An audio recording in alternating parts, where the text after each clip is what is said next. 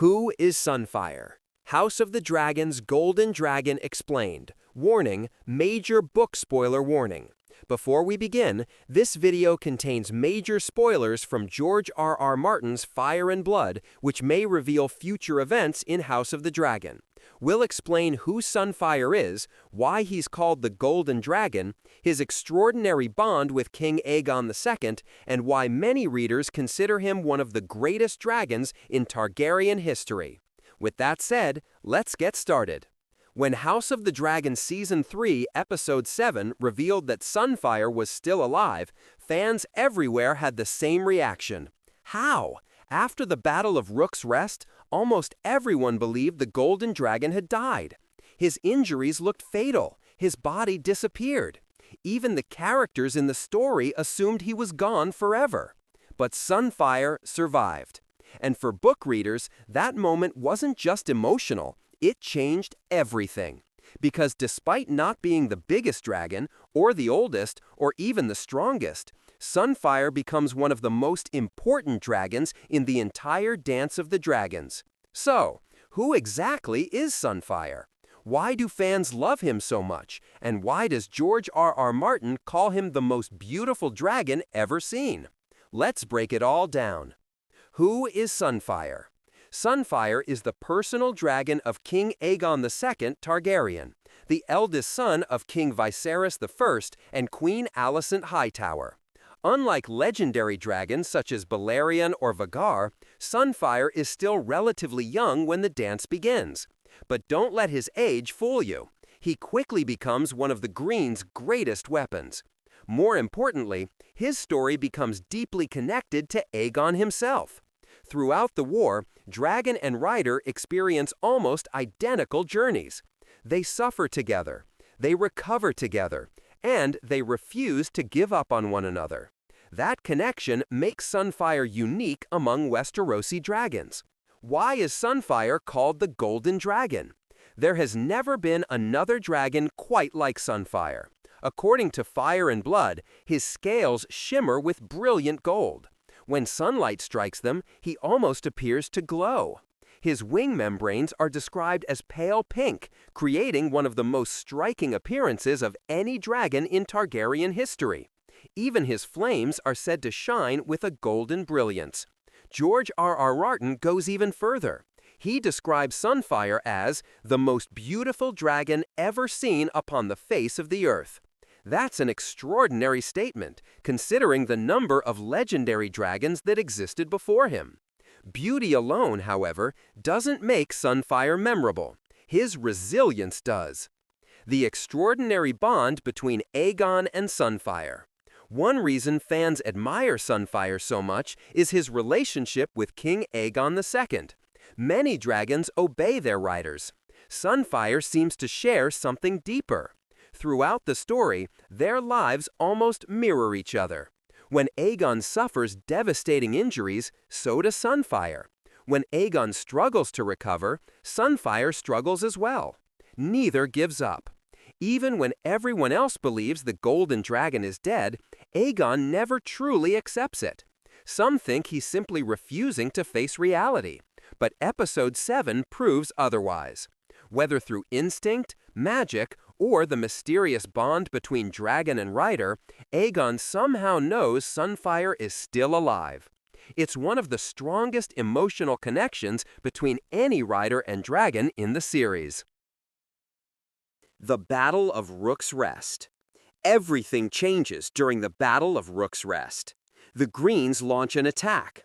Aegon rides Sunfyre into battle. Waiting for them is Princess Rhaenys on melees. The battle quickly becomes one of the most spectacular dragon fights in the dance. Then, Aemond arrives on Vhagar. 3 dragons collide in the sky. Dragon fire erupts. The battlefield below becomes an inferno. During the chaos, Sunfyre suffers catastrophic injuries. His golden body is torn apart. His wing is shattered. He crashes violently to the ground. Most people assume he's dead. The Golden Dragon disappears from the story. Until Season 3, Episode 7, Sunfyre's Miraculous Survival. One of Episode 7's biggest reveals is that Sunfyre somehow survived injuries that should have killed almost any dragon. But surviving doesn't mean escaping unharmed. The dragon is badly scarred. His movements are slower. His damaged wing still affects him.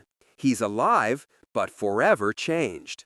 That survival isn't simply impressive. It's almost unbelievable.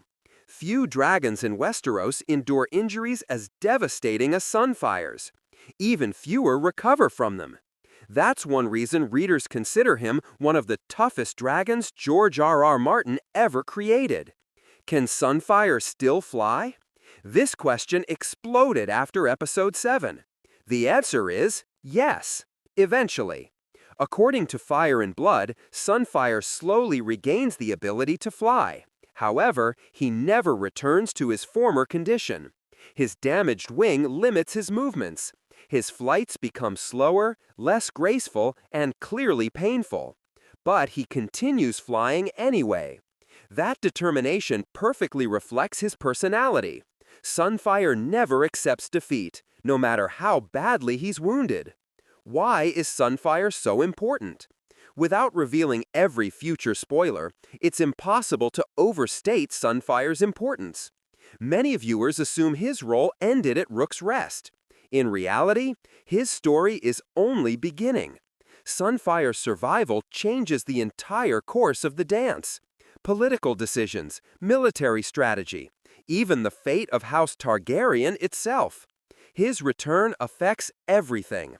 That's why Episode 7 devoted so much emotional weight to revealing he was still alive. The Golden Dragon isn't just another surviving dragon. He's one of the war's defining figures. Is Sunfyre the strongest dragon?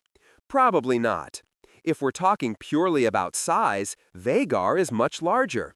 If we're talking raw physical power, Vermithor rivals almost anyone. If we're talking battle experience, Caraxes is one of the deadliest dragons alive. So what makes Sunfyre special? It's not statistics, it's character. Sunfyre represents determination, loyalty, resilience. No matter how many times he's knocked down, he gets back up. That's why so many readers rank him among their favorite dragons. Not because he's unbeatable, but because he refuses to quit. Why fans love Sunfyre? The more you read Fire and Blood, the easier it becomes to understand why Sunfyre has such a passionate fan base.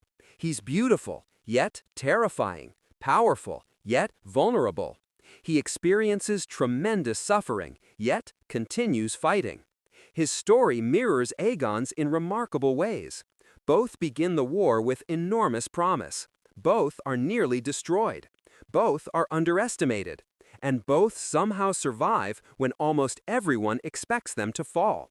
It's one of George R.R. Martin's most compelling dragon and rider relationships.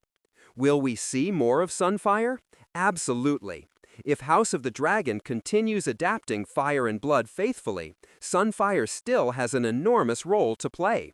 His recovery, his return to flight, and the impact he has on the later stages of the dance remain among the most anticipated events in future seasons.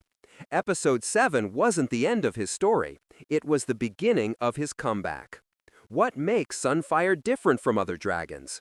Many dragons are remembered for their size, others for their brutality. Sunfyre is remembered for something else, hope. Every time people believe he's finished, he survives. Every time his body seems broken beyond repair, he fights again.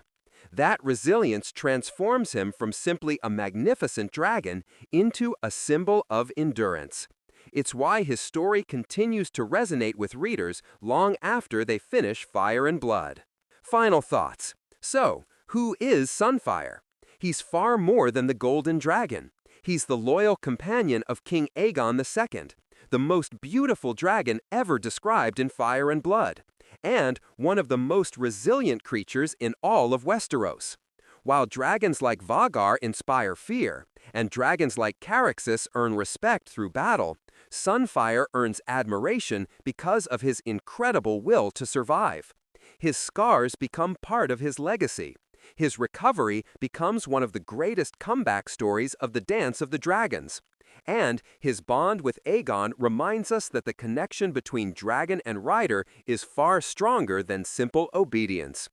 If House of the Dragon continues following George R.R. Martin's story, then the Golden Dragon's most unforgettable moments may still be waiting. Because sometimes the dragons everyone believes are finished become the ones history remembers forever. So, what do you think? Is Sunfyre the most beautiful dragon in Westeros? Or has his incredible resilience made him one of the greatest dragons in all of Targaryen history? Let me know your thoughts in the comments below. And if you enjoyed this breakdown, don't forget to like, subscribe, and turn on notifications for more House of the Dragon explained videos, dragon lore, fire and blood breakdowns, and hidden details.